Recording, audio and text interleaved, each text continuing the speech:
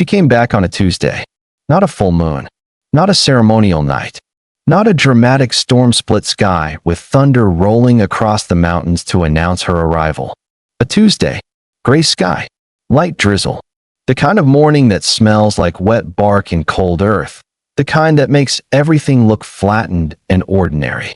She came through the southern gate of Thornwall Pack territory on foot, alone, wearing a long dark coat that had seen better years, with her hair loose and her boots muddy from the old forest road. The border guard saw her coming from half a mile out. They recognized her, both of them, and neither of them moved to stop her. Not because they didn't remember the banishment decree, not because they had forgotten the night, 8 years ago, when the Alpha of Thornwall had stood in the pack's central courtyard with his council assembled behind him and his voice carrying to every corner of the compound, and said the words that severed a wolf from everything she had ever belonged to. They remembered. They didn't stop her because of what she had become in the 8 years since. Because the woman walking up the southern road toward Thornwall was not the 18-year-old girl who had been cast out into the forest with nothing. She was not frightened. She was not uncertain. She was not arriving with her head down and her footsteps quiet. She was walking like something that had decided to come home. And the specific quality of that walk, the way the air around her seemed to carry a pressure that had nothing to do with weather, the way her dark eyes moved across the territory with the unhurried assessment of someone who has seen worse than this and survived it, made the border guards look at each other and then look back at her and step aside. Her name was Vesra Oln. 8 years ago, she had been the pack healer's apprentice, the unranked daughter of a dead Omega father and a mother who had already been 3 years gone. She had been quiet, competent, careful, and completely alone. She had also, 8 years ago, been the maid of the Alpha's son. And that was the thing nobody in Thornwall had been allowed to talk about since the night she was cast out. That was the secret the pack had been living inside of for 8 years. That was what had just walked back through the southern gate. If you have ever been told you were nothing, and then decided to become everything, this story is for you. Like the video, hit that subscribe button right now, and drop in the comments where you are watching from. Someone from your side of the world is already in the comments. Don't miss this. Vesra Oln's earliest memory was of her father's hands. Large, careful hands that smelled like pine resin and the particular mineral smell of the stream that ran behind their cottage. The one he waded in every morning regardless of the season, a habit that had fascinated her as a small child and that she had eventually understood was his way of praying. Her father, Thornwall Oln, had been a deeply quiet man, an Omega by rank, a remarkable man by any honest measure, and someone the Thornwall Pack had never quite known what to do with because he was simultaneously too valuable to discard and too low in rank to fully acknowledge. He died when Vesra was 9. A border patrol. A rogue incursion that had been larger than the scouting reports predicted. He had gone out with 4 other wolves and come back across the boundary on a makeshift stretcher that the pack's senior wolves carried in silence. Vesra had stood at the edge of the courtyard and watched them bring him in. She had been 9 years old, and she had felt the pack bond to her father, that warm, specific thread that connected children to parents in the wolf world, go quiet in a way that was different from sleep. She had not cried. She had stood very still. She would not have been able to explain, at 9, why the stillness. She understood it better later. The stillness was not the absence of grief. It was the first time she had understood, at a cellular level, that the world was not organized around her survival, and she was going to have to do that part herself. Her mother had been gone for 3 years by then, not dead, just gone. A she-wolf who had loved Thornwall Oln and discovered, when the love dimmed, that she had given up too many options for too little return. She had left for the Northern Territories and built a different life and sent letters for 2 years and then stopped sending letters. Vesra had not blamed her. She had also, in the quiet way of a child learning the specific lesson of what it means when the people responsible for you prioritize themselves, added it to the stack of things she knew about the world. What she was left with, the cottage, the pack's grudging tolerance, and Faye. Faye Crost was the pack healer of Thornwall. She was a compact, sharp-eyed woman of 50 who had been practicing medicine for 25 years and who had the specific professional exhaustion of someone who has been indispensable for a very long time and has never once been told so in those exact terms. She was blunt in the way that people who deal with bodies become blunt, too much experience with what is real to have patience for what is pretend. She had seen too many wolves tell her they were fine when they were not, had seen too many packs insist they had no problem when they were sitting in the middle of one, and had long since lost the ability to smile and nod at things that weren't true. This made her, in Thornwall's social landscape, slightly inconvenient. It also made her exceptional at her work. She had come to Darl Oln's cottage 3 days after his death. Not at the council's direction. There had been no council direction, because the council's attention to an Omega's orphan daughter ran to the minimal. She came because she had respected Darl, and because she had been noticing the girl for 2 years, and because she was a healer and something in the child needed attending to.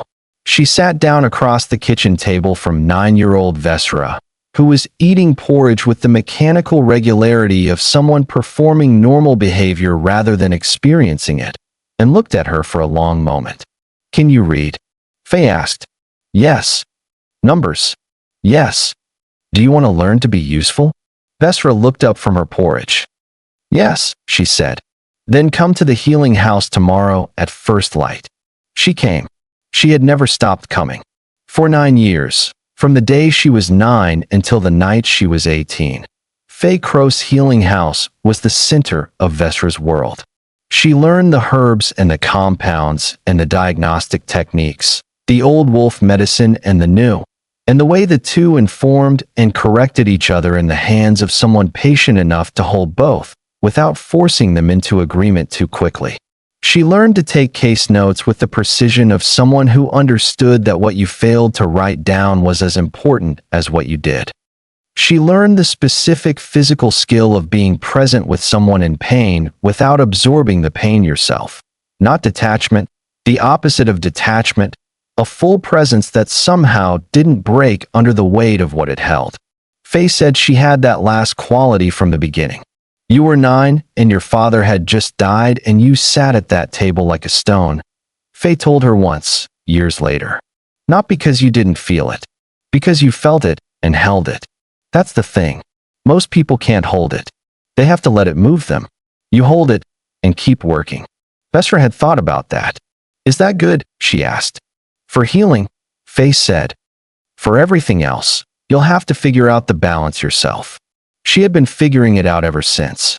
The healing house was also, in a practical sense, the thing that kept her fed and housed and in the pack's tolerance zone. Thornwall had no formal obligation to Vesra after her father died. There was no provision for an Omega's unmated orphan daughter in the pack's official structure that amounted to more than minimal tolerance. What kept her was her usefulness, and Faye made sure her usefulness was visible, and visible usefulness was the only currency Vesra had to trade in for the right to stay somewhere. She understood this clearly by the time she was 12. She did not resent it. She used it. She worked harder than any apprentice Faye had trained before her, not from fear, but from something more motivating than fear, from the specific, focused ambition of a person who has understood early that competence is the most durable form of protection available to them, and who intends to be as protected as possible. She first saw Ren Crail on an autumn morning when she was 14. He was 17, already broad through the shoulders in the way of young Leakin males who were going to be significantly larger adults, with his father's dark coloring and his mother's eyes, gray-green and direct, the kind of eyes that looked at things rather than past them. He was the alpha's son. He was also, for 14-year-old Vesra who had not yet had the education of the mate bond, simply the most present person she had ever been in a room with. As if the air around him had a slightly different density. As if her wolf, usually quiet, usually conserving, had suddenly become interested in something without being asked. She did not speak to him that first day. She was in the healing house, on an errand, and he had come for a minor injury from training, and Faye had treated him while Vesra restocked the shelves and tried to look like someone who was entirely focused on shelf restocking. He noticed her leaving. She knew because Faye, who noticed everything, told her later with the dry efficiency of a woman reporting a clinical observation. The Alpha's son watched you walk out the door. Vesra had said nothing. Her wolf had said quite a lot. Over the next 4 years, what grew between them was complicated in the specific way of things that are meant to be and have been given terrible circumstances in which to become so. She was unranked. He was the heir. In Thornwall's social architecture, those two facts belonged in separate parts of the universe, and everyone in the pack knew it. And most of them kept track of the distance between Vesra and Ren Krail the way you keep track of the distance between a fire and something flammable, not because anything had happened, but because the potential was visible and made people uncomfortable. There were wolves in Thornwall who were kind about it. They were careful not to make it obvious that they were watching. They did small things, including Vesra in conversations that she would not have been included in otherwise, speaking to Ren about her work in contexts where it might reach him, the gentle, deniable interventions of people who had enough warmth to try without enough power to change anything structural. There were also wolves who were not kind. The subtle ones were the most effective. The careful distancing, the slight shift in how she was spoken to when Ren had been near recently, as if her proximity to him was contagious and required management. The specific quality of Bruden Krail's gaze when he looked at her across the pack's communal spaces, not hostile enough to be actionable, just cold enough to make clear that her continued tolerance in this pack was conditional, and that the conditions were his to set. She understood. She kept working. The mate bond, when it came, arrived the way the old texts always described: sudden, complete, physical, and entirely indifferent to circumstance. She was 16. He was 19. She was coming out of the healing house with a basket of dried herbs at dusk, and he was crossing the courtyard returning from a training run, and their eyes met at 20 feet, and something snapped into place between them like a bolt thrown home in a lock. She had grabbed the doorframe of the healing house to steady herself. He had stopped walking entirely. They had stood there for a moment that was either very short or very long, depending on how you measured it. And then he had walked directly toward her with the straight, uncalculating path of a man who has just had every ambiguity about his direction resolved. And he had stood in front of her and said nothing for a moment because there was nothing to say that the bond wasn't already saying more eloquently. "Oh," she said finally. "Yes," he said. Faye, who had witnessed this from the window of the healing house, and who was too experienced a wolf to pretend she didn't understand exactly what she was seeing, had closed the window quietly and gone back to her work. She allowed herself, in the privacy of her own thoughts, exactly 30 seconds of feeling something that was not quite hope and not quite grief, but the particular mix of both that comes from watching something inevitable arrive. Then she went back to her work too. What followed was 2 years of the most complicated happiness Vesra had ever experienced. Complicated because Ren's father, Alpha Bruden Krail, was not a man who responded to complications with equanimity. Bruden Krail had been the Alpha of Thornwall for 22 years. He was a man of considerable physical power and considerably less emotional flexibility, who had organized his entire understanding of his pack and his legacy around a set of assumptions about how things should be that had been working well enough for long enough that he had stopped examining them.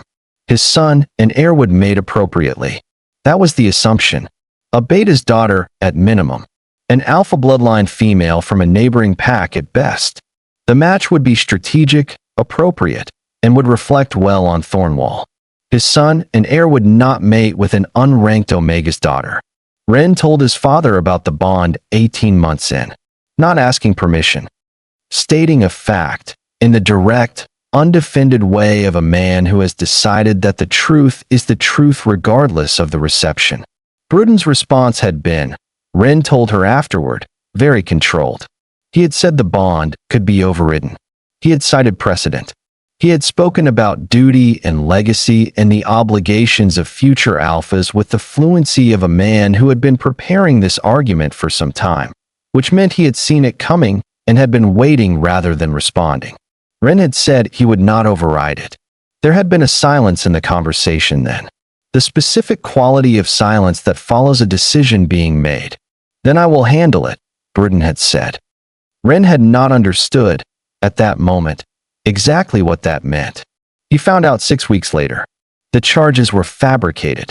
Vesra knew it, and Ren knew it, and Faye knew it, and, if they were being honest with themselves, most of the Thornwall Pack knew it too. At least the ones who had been paying attention to the texture of pack politics rather than accepting the official version at face value. The charge was theft from the healing house stores. A significant quantity of rare medicinal compounds, allegedly removed by Vesra over a period of months and sold to traders outside the territory. The evidence presented was a trader's ledger, a document that had appeared through what the council presented as a fortunate coincidence of a passing patrol encountering the trader, listing a series of transactions. A name that was close to Vesra's, but not identical.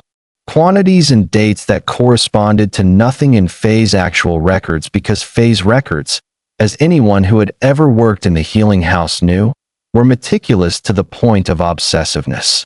Faye had stood in the council chamber during the hearing and said, with her hands folded and her voice completely level, that the charge was false, that the ledger was inaccurate, that no discrepancy existed in her stores because no discrepancy existed, that the so-called evidence had been planted, and that she was prepared to open every record in her possession to any examiner who wanted to verify that.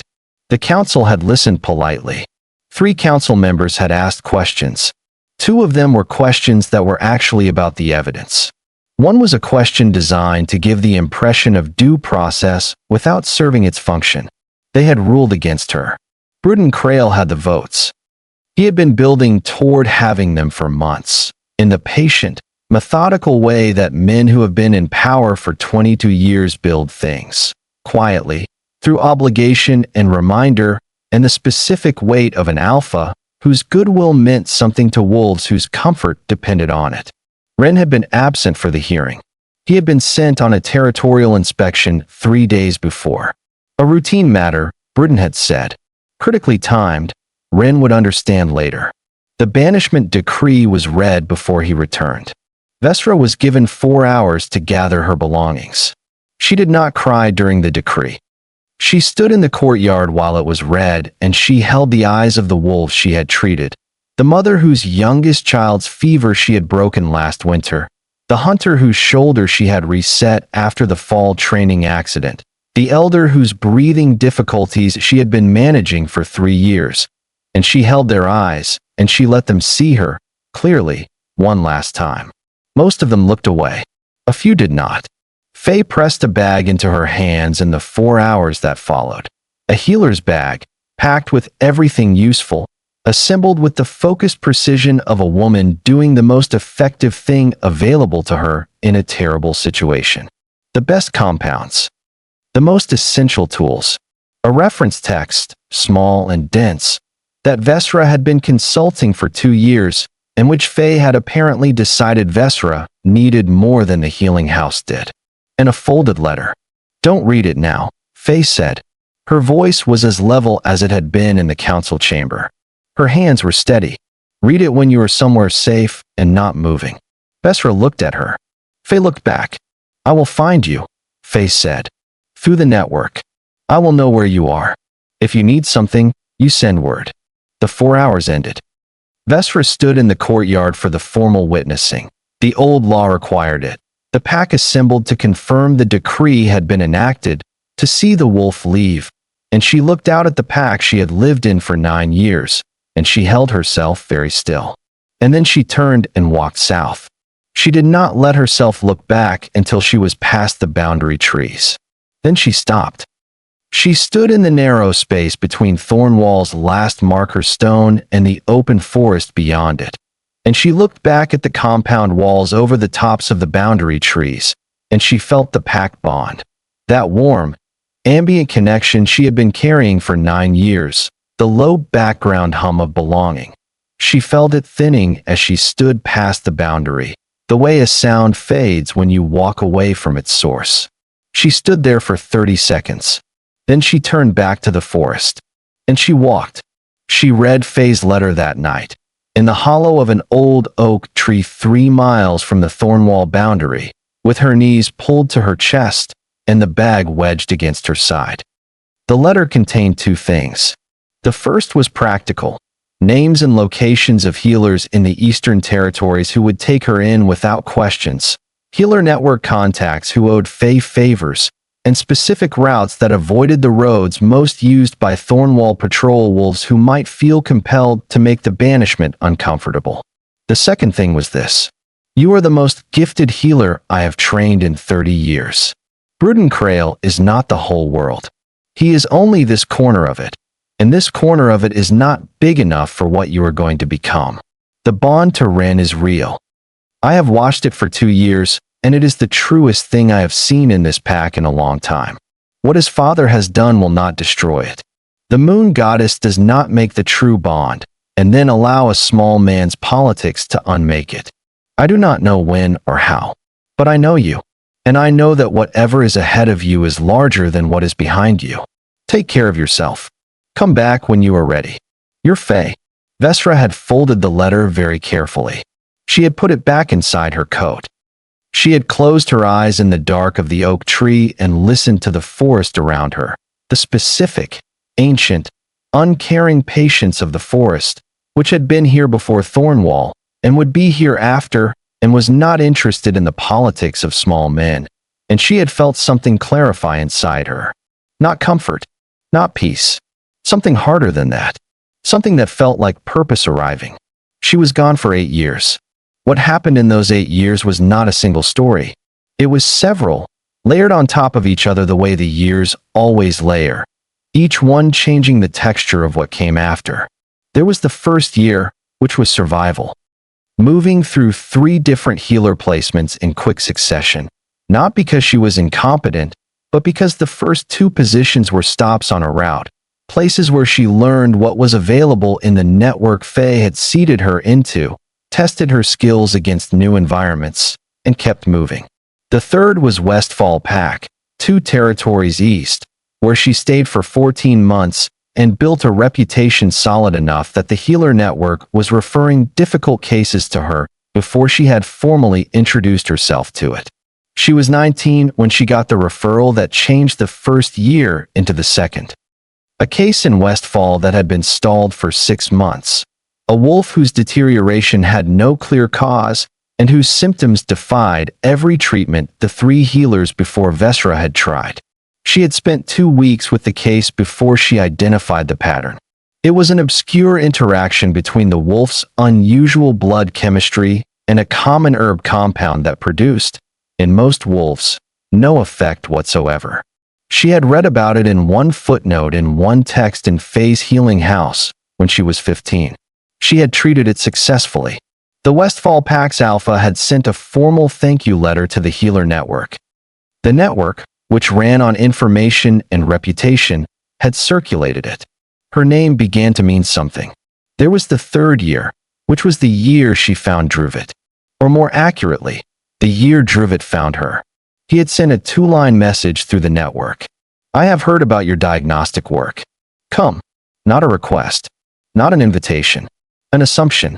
The assumption of someone who knew what they needed and had assessed that she was it, and saw no point in softening the communication with social convention. She had liked him immediately for that. She went. She stayed for 3 years under Druvid.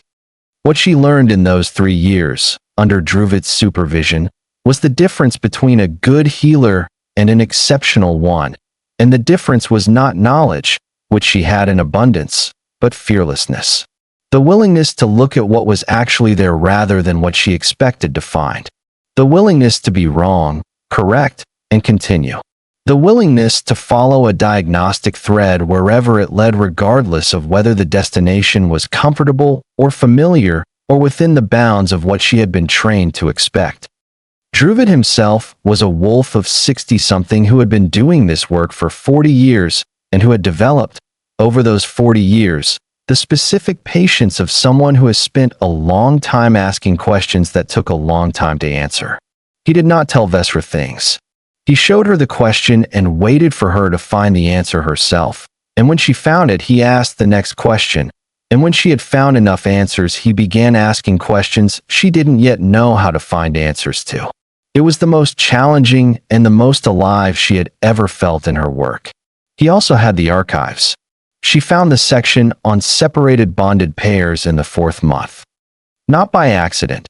She had been looking for it, because the bond was with her constantly, and she had decided, somewhere in the forest road between Thornwall and the first healer placement, that she was not going to pretend it wasn't happening.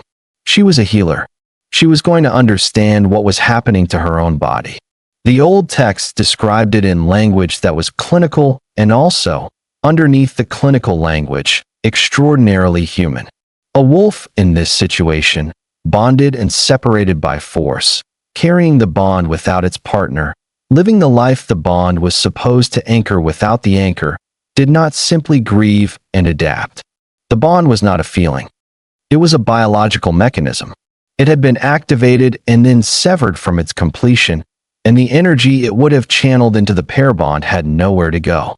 Most wolves, the old text said, spent that energy on decline.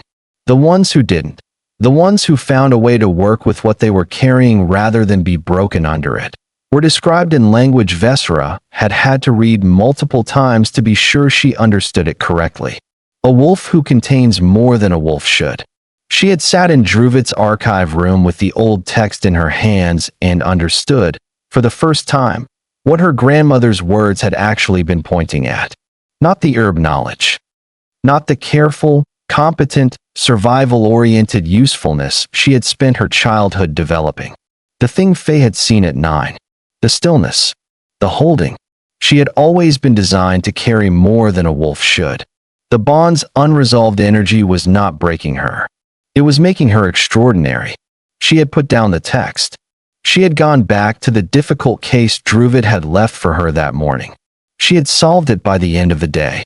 The 6th year was the year she was offered a title. It came from the Eastern Council, not the Grand Central Council, but the regional body that governed the Eastern Territories' pack affairs, a more practical organization that dealt with the day-to-day governance of wolf life in the region. They had been tracking her work for 2 years. The healer who had saved the Westmere Pack's alpha from a pathology that 3 other practitioners had misdiagnosed. The mediator who had resolved a territorial dispute between 2 mid-sized packs through a combination of medical analysis and direct conversation that left both packs with more than they had expected. The wolf who had, on 3 separate occasions, walked into situations that experienced pack officials had declared unresolvable and resolved them. The title offered was Regional Pack Liaison, a formal, council-recognized role that combined medical consultation with conflict resolution and carried with it significant authority within the Eastern Territories. She accepted. It was not the most prestigious title available to a wolf. It carried no pack affiliation, no territorial claim, no formal rank in the traditional hierarchy. What it carried was jurisdiction, the specific, clean authority of someone who operated outside pack politics rather than within them, whose neutrality was its own form of power.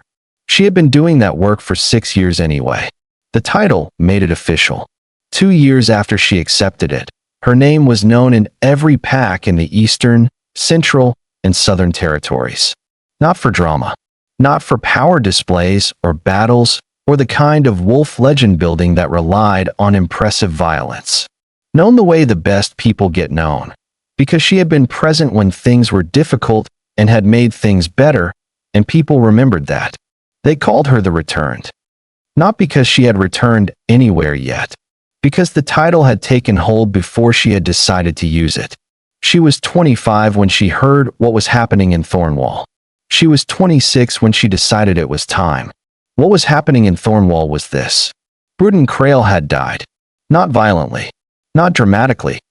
He had been ill for 2 years, a degenerative condition that the Thornwall Pack's healer had been unable to adequately treat, partly because the condition was unusual, and partly because Bruden Krail had refused to bring an outside consultation because accepting help was a form of weakness in his understanding, and Bruden Krail had spent 24 years as Alpha constructing himself around the avoidance of that appearance. The irony was not lost on the wolves who had watched it. The man who had banished a skilled healer to protect his political position had died of a condition a skilled healer might have treated.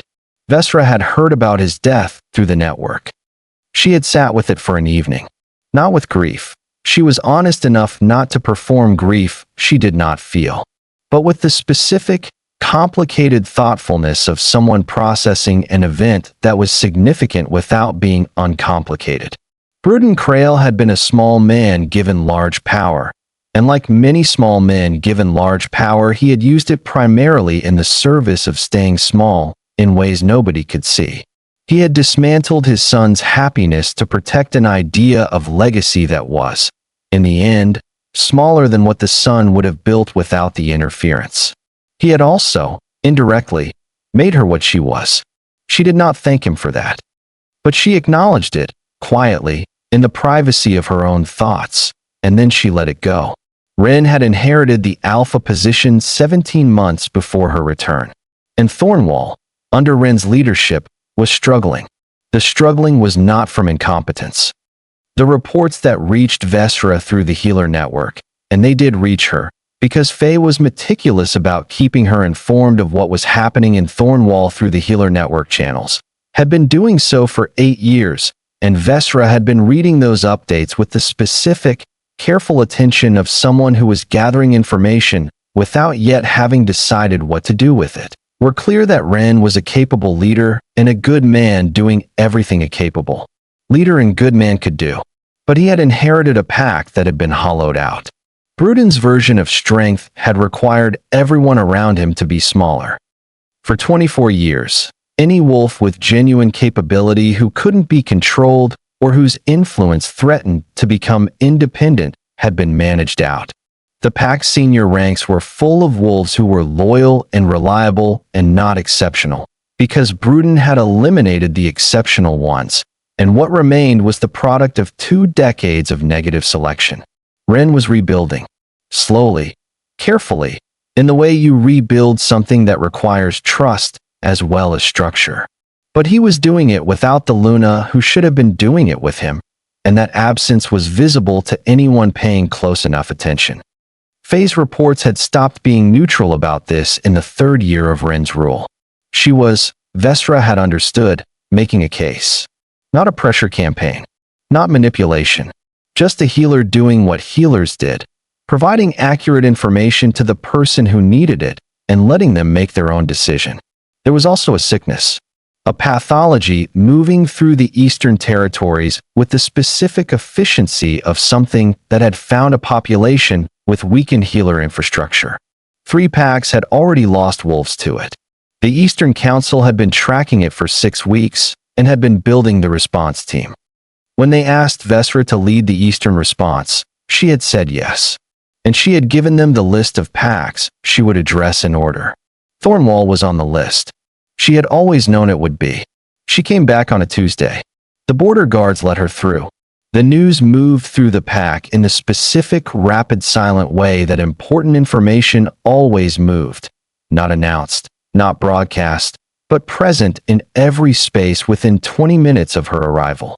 By the time she reached the center courtyard, the pack had assembled in the way that packs assembled for significant events, not by order, but by instinct. She stood in the courtyard and looked at the faces she had not seen in 8 years. Some of them she recognized immediately.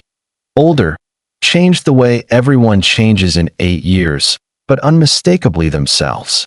The mother whose youngest child's fever she had broken 14 years ago. That child now a young adult, standing at the edge of the crowd with the exact shape of his mother's eyes. The senior hunter who had never particularly liked her, but who had sat in her peripheral vision for 9 years, and whose face, was now cycling through a complicated recalibration. The council wolves, the ones who had voted for the decree, who were standing near the back with expressions that were very carefully neutral. She looked at them all, not with anger, not with the specific performance of returning triumphant to make the people who wronged you feel small. She had been offered that version of this moment, in her imagination, many times in the 8 years gone, and she had never wanted it. What she wanted was simpler and harder. She wanted to work. She had always just wanted to work.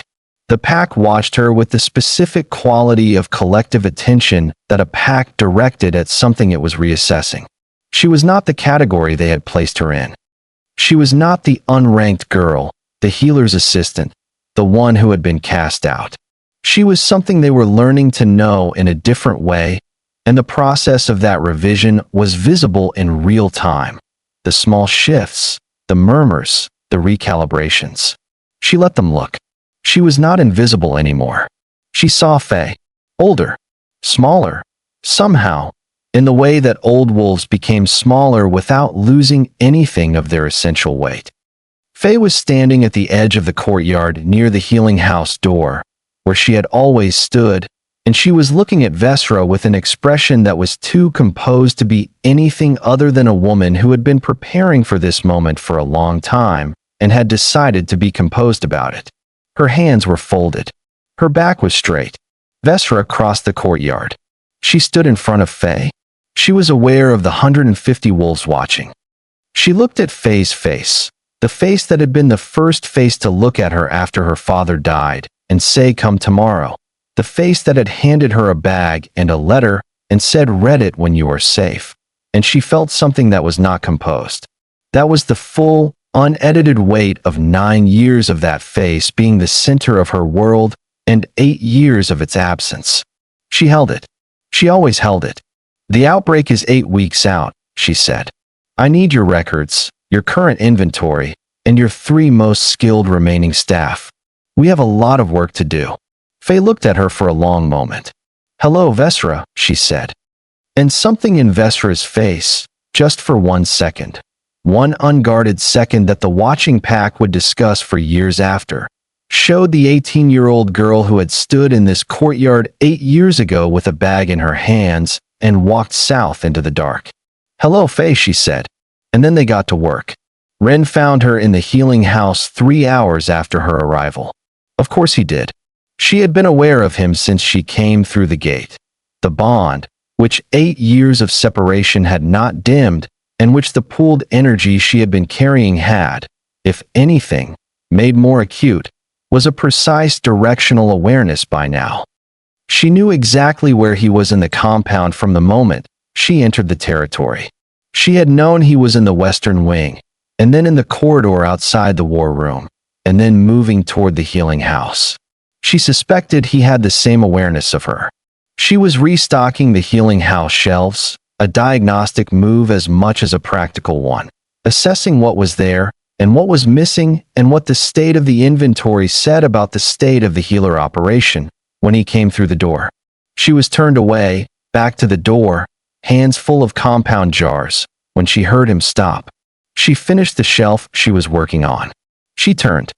He was 32 years old. The last time she had seen him, he had been 24.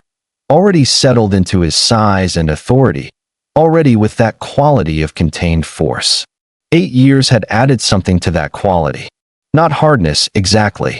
The specific weight of a man who has been carrying responsibility for a long time and has integrated it into who he is rather than performing it. And something else. A hollowness, very small, very controlled, that lived just behind the eyes of people who have been waiting for something for a long time without being sure it was coming. His eyes were the same, gray-green and direct, looking at her like a person. Specifically, "Vesra," he said. "I'm here for the outbreak," she said. "The Eastern Council has me managing the regional response. Thornwall is on my list. I know why you're here officially. Then you know what I need professionally. Tell me anyway." She looked at him steadily. He was doing the thing he had always done, being completely present, not managing the moment, not giving her the diplomatic version, asking for the real thing. She gave it to him. Full access to your healer records for the past 8 years. Current inventory. A staff briefing at first light tomorrow. Your honest assessment of where your pack's most vulnerable points are, because the pathology finds weaknesses before anything else, and I need to know what yours are. He absorbed all of this. Done, he said. I'll have everything ready tonight. A pause. That's what you need professionally, he said. What about the rest?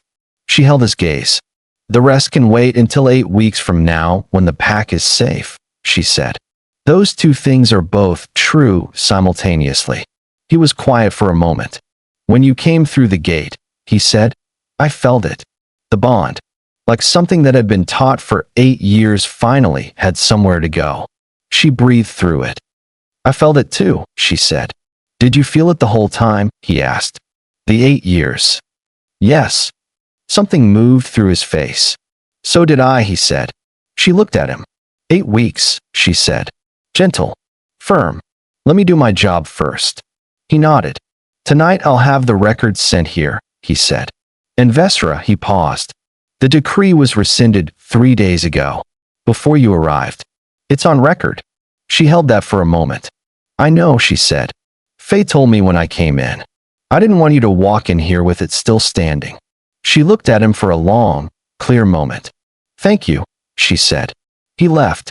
She turned back to the shelves. Her hands were steady. Her wolf, which had been patient for 8 years, was no longer patient. She breathed through that too.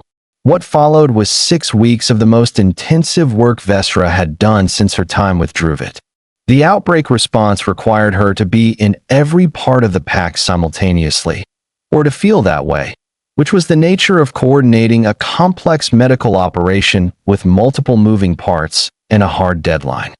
She divided her time between the healing house, the border packs where the earliest indicators were beginning to appear, the training sessions she was running for Thornwall's understaffed healer corps, and the long evenings of data analysis that were the unglamorous backbone of effective outbreak management. The pack watched her, not with the old watching, the passive, cataloging attention of wolves observing someone they had already categorized. This was different. Active. Recalibrating. She was aware of it and used it deliberately. Every briefing she ran with the expectation of competence on both sides. She did not explain things twice when once was sufficient. She did not soften assessments that needed to be heard clearly. She treated every wolf she trained as someone who was capable of what she was asking of them, which was, she had learned this from Druvid, the single most effective thing a teacher could do, because people rose to the expectation of capability faster than they rose to the instruction of it. Within 2 weeks, her 3 primary healer trainees were doing work she would not have predicted was possible in that time frame. She told them so, directly, specifically, without ceremony, because that was how she had always given acknowledgement, as information rather than performance.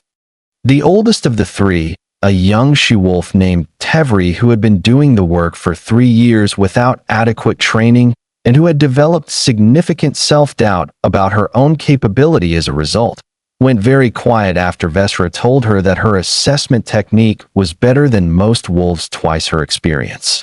She came back the next morning and asked 3 questions she had clearly been sitting on for months. Vesra answered all 3 in full. Tevri became one of the most effective healers Thornwall had seen in a generation. But that was later.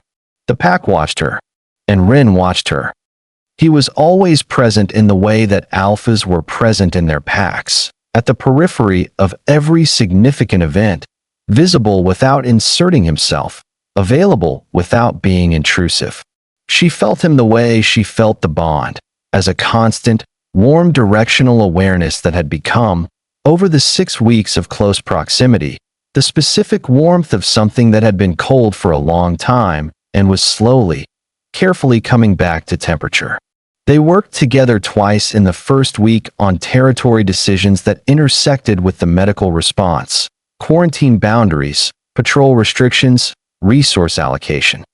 He was direct and efficient in meetings, asked the right questions, did not overrule her in areas where her expertise was clearly superior, and pushed back on the two occasions where he thought she was prioritizing medical caution over practical pack function in ways that would cause their own problems. She had argued with him both times. She had been right once. He had been right once. She had noted this with the specific, quiet satisfaction of someone who had wondered, for 8 years, whether the man she remembered was as good as she remembered him. He was, if anything, better. Because the 8 years had added something to him. The specific weight of a man who had made mistakes and learned from them, and was not hiding that he had done either. The night Faye told her he had waited, that had not surprised her. She had known he had waited. She had known it from the bond. But knowing it from the bond and hearing it from Faye were two different things, and she had let herself sit with the second version longer than she had intended. Faye worked beside her. It was the resumption of something, not exactly as it had been, because Vesra was not the apprentice now and Faye was not the teacher in the same way, but something with the same warm foundation underneath the changed form. Two people who understood each other's shorthand. Two wolves who had been separated by circumstance and who fell back into the rhythm of working together with the ease of things that had been interrupted but not severed. Faye did not speak about the personal dimension of the situation for 5 days. On the 5th evening, when the work had paused for the night and the healing house was quiet, and they were both writing up the day's case notes at the work table the way they had always written up notes, side by side, in companionable silence, the same as when Vesra was 9 and 12 and 15 and 18. Faye set down her pen and looked at her. "He waited for you," Faye said. Vesra kept writing. "I know," she said. "He turned down every suggestion his father made. Every political match. After Bruden died, the council tried 3 times. He said no each time." "I know." "How do you know?" Vesra set down her own pen. She looked at Faye. "The bond doesn't just work in one direction," she said. "It's not just a feeling. It carries information. In the 8 years I was gone, I always knew he hadn't moved on. The same way I know when he's in the next room." A pause. "And you wrote me a letter, Faye? For years ago. You were not as indirect as you thought." Faye made a sound that was not quite a laugh. "I was extremely indirect," she said. "For most people. Not for someone who knows how to read you." A silence. "He's been running this pack half empty," Faye said then, quieter. "A good alpha needs a Luna. He's been good without one. He would be better with you. I know that too. And you?" The question was simple. Direct. The Faye question, the one that skipped the social preamble and went straight to the thing that mattered. Vesra thought about it honestly. She thought about the 8 years. About what they had been and what they had built and what they had cost. About the bond, pooled and patient. About walking back through the southern gate on a Tuesday morning with muddy boots. "I came back," she said. Faye looked at her. "That's not an answer." "Yes it is," Vesra said. "For me it is." A pause. "I came back because the work needed doing. And because it was time. And because," she stopped. "Because I have been carrying something for 8 years, and I am ready to put it down in the right place." Faye was quiet for a moment.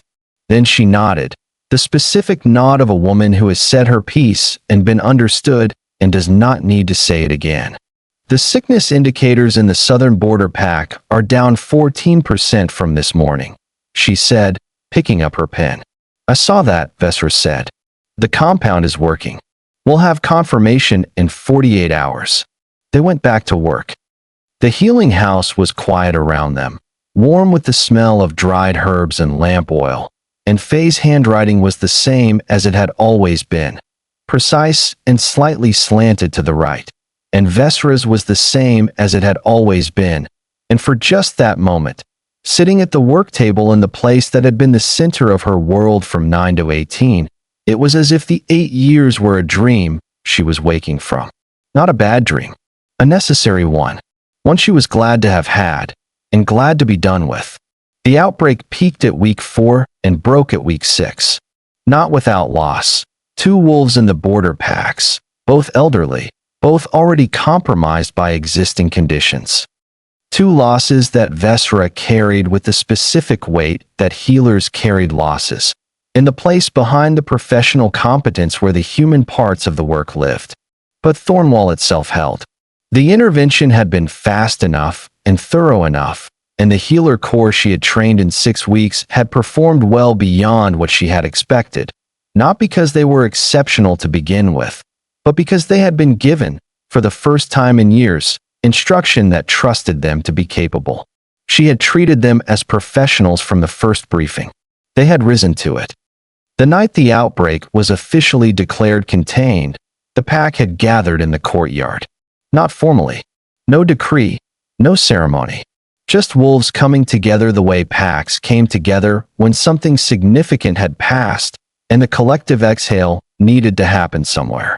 Ren stood at the edge of the gathering, near the south wall. Vesra stood on the other side of the courtyard, near the healing house.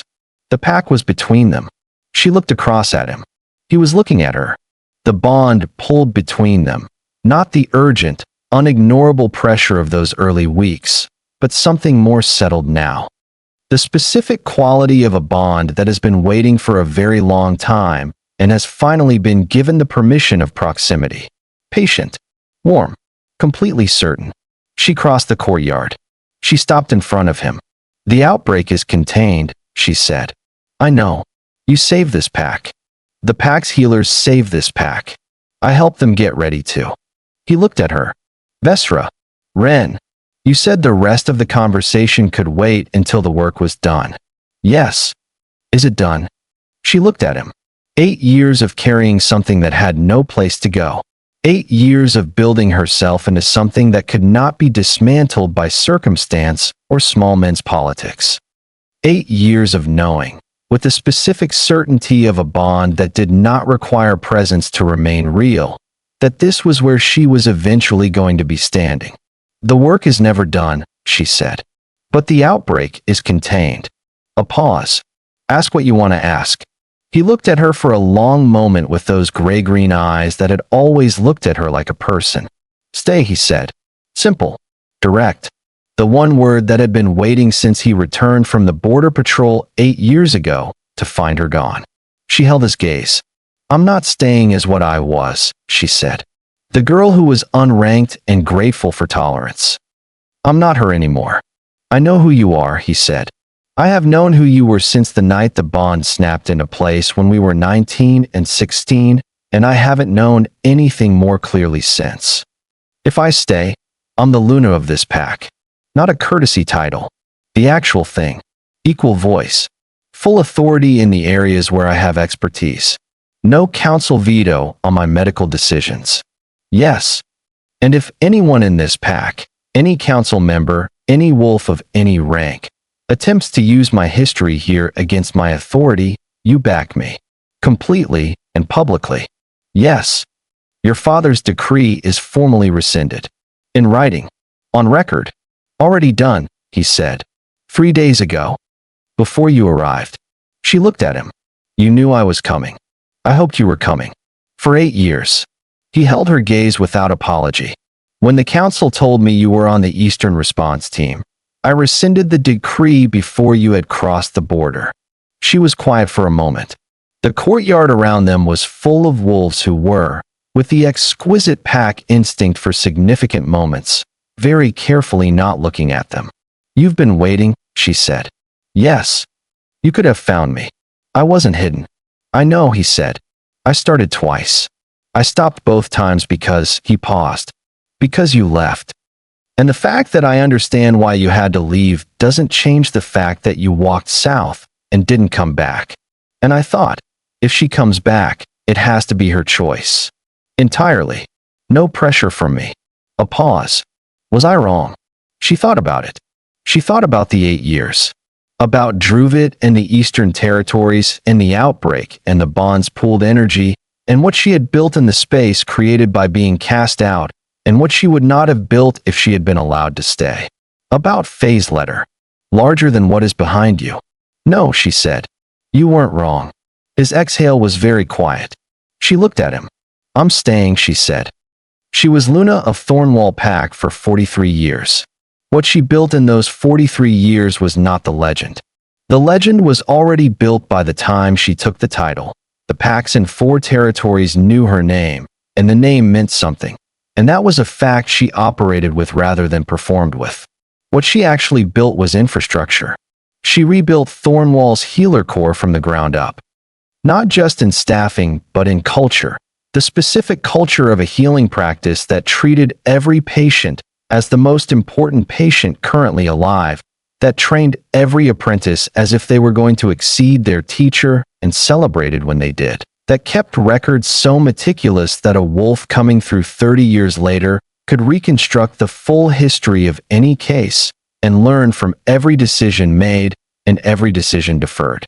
Tevri, the young she-wolf who had asked 3 questions the morning after her first compliment, eventually took over as head healer of Thornwall when Vesra stepped back from direct practice. She had trained 6 healers herself by then, each of whom was better than the Thornwall healer core had been when Vesra arrived. The chain of training stretched forward in exactly the way that good teaching always did. She formalized the healer network Faye had built, turned the informal system of favors and connections into a documented, maintained, governed organization with resources and training standards and a clear mission. A wolf in need anywhere in the Eastern Territories could reach the network within 3 days and find placement within a week. She pushed through the banishment reform at the Eastern Council in her second year as Luna. It passed by 2 votes. She spent the following 4 years making sure the right wolves held the right seats so that the reform could not be reversed without her knowing about it first. She never stopped paying attention. She also never stopped practicing, even when her official role moved increasingly toward governance and training. The most difficult cases still came to her, partly because of her reputation, partly because she sought them out, because there were still things in the old wolf pathology literature that no one had fully resolved, and she had Druvid's decades of research and her own decades of experience to bring to them. And the difficult cases were where the real learning lived. Ren was, as she had told him he would need to be, a full partner. Not in the conventional sense of complementary, separate domains. They argued continuously, productively, in the way of 2 people who had both been alone in their respective work for 8 years and had accumulated strong, well-evidenced views about almost everything, and who had enough respect for each other's capability to argue properly rather than diplomatically. She overruled him on medical matters. He overruled her on territorial ones. They spent 20 years building the specific shorthand of 2 people who had learned each other thoroughly. Not just the comfortable parts, but the difficult ones, the parts where their approaches genuinely diverged and required work to bridge. She thought about the bond's pooled energy, sometimes. About what the old texts had said, a wolf who contains more than a wolf should. She understood it now, completely. The 8 years alone had not been waste. They had been accumulation. Every case with Druvid, every pack crisis she had resolved in the Eastern Territories, every wolf she had trained, every morning she had woken up in a cottage that was not home and done the work anyway. All of it had been pooling inside the bond that she carried. And when she walked back through the southern gate and the bond released, and the pooled energy had somewhere to go, what it produced was not the smaller thing of a young wolf with a young mate and an uncertain future. It produced 43 years. A pack that outlasted its worst history and became something better. A name in 4 territories that meant competence and honesty, and someone you called when nothing else had worked. A letter, written in her own hand, to every healer apprentice who came through Thornwall in her tenure. The hardest thing this work will ask of you is to keep going when the work is painful. Not through it, and past it as fast as possible. Through it, completely, with your eyes open. The body knows the truth before the mind does. Trust what you feel. Trust what you observe. Trust yourself. You were trained for this. You are enough for this. Now go. The night the outbreak was officially declared contained, the pack had gathered in the courtyard. Not formally. No decree. No ceremony.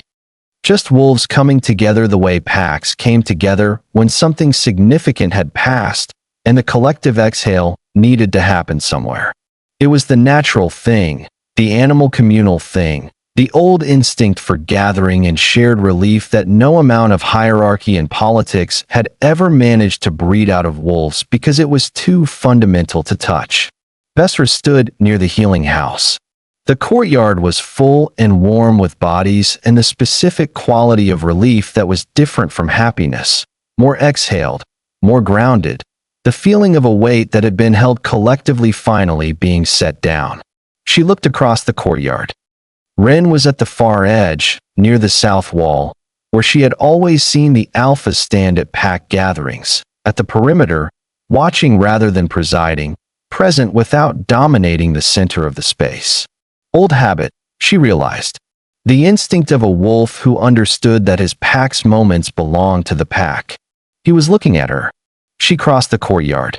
It was the same courtyard she had been cast out of 8 years ago. The same stones underfoot. The same walls. The same smell of the pack compound at night, which was the smell she had missed in 100 different cottages over 8 years. The specific scent signature of home that never fully translated to anywhere else. She stopped in front of him. "It's done," she said. "The pack's healer core is better than it has been in 15 years, he said. "And that's a conservative estimate. It will be better still in 5 more years when Tevri has had time to train her next cohort." "I know." A pause. "You built that. In 6 weeks. I gave them tools they already had the capacity to use," she said. "That's different from building." He looked at her with those gray-green eyes. "It's the same thing," he said. She looked at him. 8 years of carrying the bond.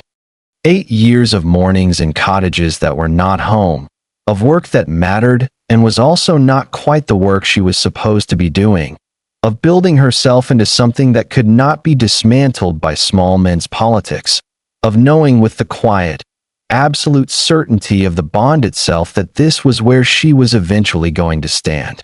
She had stood here. "Stay," he said. Simple. Direct. The one word. She held his gaze. "I told you my conditions," she said. "I accepted every one of them. You accepted them quickly. I had 8 years to think them through," he said. "I knew what they would be." She was quiet for a moment.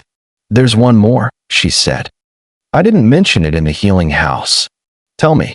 This pack's council structure changes in the next year. 2 of the wolves who voted for the decree are still sitting members. They leave the council. Not by force, by announced retirement, their choice about the timing, but it happens. I won't sit in a governance structure alongside wolves who were complicit in what was done. He was quiet for 1 second. "Done," he said. "I was going to move in that direction regardless. You've accelerated the timeline." She looked at him. "Then yes," she said. "I'm staying." The exhale that went through him was very quiet. She felt it through the bond like a tide finding its level. There is something old wolves say in the Eastern Territories, something that the youngest healer apprentices heard on their first day and carried for the rest of their careers. The ones who survive the forest come back, knowing something the ones who stayed never learned. Vesra Oln had been 18 years old when she was cast into that forest. She had survived it. She had come back knowing herself. Not the small, careful version of herself that had learned to stay quiet, and stay useful, and stay out of the way of people who had decided what she was worth. Not the version that ate last at the table and worked before dawn and understood that her right to stay required constant demonstration. Not the version that had organized her entire interior life around the hope that her usefulness would be enough to keep her, and that the boy who had looked at her like a person might, someday, be allowed to do something about it. The actual, full version. The one that Faye had seen at 9 years old sitting at the kitchen table with still hands and still eyes, not broken, holding it. The one that the bond had known from the first moment it snapped into place when she was 16 in the dusk with a basket of herbs in her hands. The one that the old texts had described in language that barely did it justice, because the old texts had been written by people who had only observed it from the outside and could not know what it felt like from the inside. What it felt like from the inside was this. It felt like being exactly the right size. Not the size other people had decided was appropriate.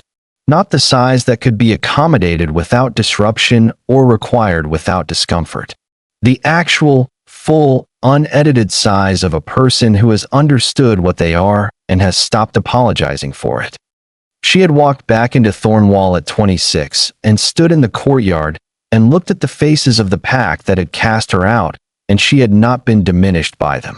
She had been made of every year between then and now. The forest was not only the hard part. The forest was where she had become what she was, and what she was had turned out to be larger than anything the men who cast her out had intended to create when they tried to break her. There was a particular cruelty in that, which she had thought about for years. The cruelty of the powerful who do not understand that destroying someone is not the same as diminishing them. Who do not understand that a wolf cast out is not the same as a wolf destroyed. Who do not understand that what happens in the forest between the banishment and the return is, for some wolves, the most important thing that has ever happened to them. She had been cast out. She had returned. And the thing the pack saw when she walked through the southern gate on that Tuesday morning, the thing that made the border guard step aside, that made the pack assemble without being summoned, that made even the council wolves who had voted against her stand at the back of the courtyard and say nothing, was not power in the way they understood power.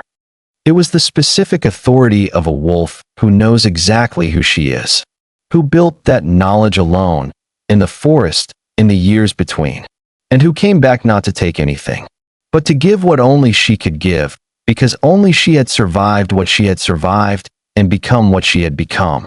She had always been enough. She had always been more than enough. She had just needed the years to finish the job of showing it. If you made it to the end of this story, you already know it wasn't really about a pack. It wasn't really about a banishment, or a title, or an alpha who waited.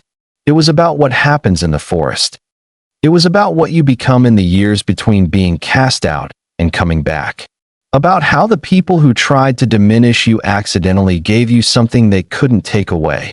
The years of building yourself when there was no one watching and nothing to perform for, and the only version of you that existed was the real one. Vesra didn't come back as the girl they banished. She came back as everything she would have been if they had never cast her out, plus everything she became because they did. The cruelty made her legendary. They didn't plan that. Neither did she. It was just what happened when you refused to stay broken. If this channel is the place where you come to hear about wolves who came back, about love that waited 8 years without being asked, about women who walked out of the forest knowing things the people who stayed never learned, then you belong here. Hit subscribe. Hit the bell. Drop your location in the comments, because I want to know where in the world someone needed to hear about Vesra Oln today. She came back on a Tuesday, in the drizzle, with muddy boots, and she was the most feared Luna alive. Not because of what had been done to her, because of everything she had done with it. See you next story.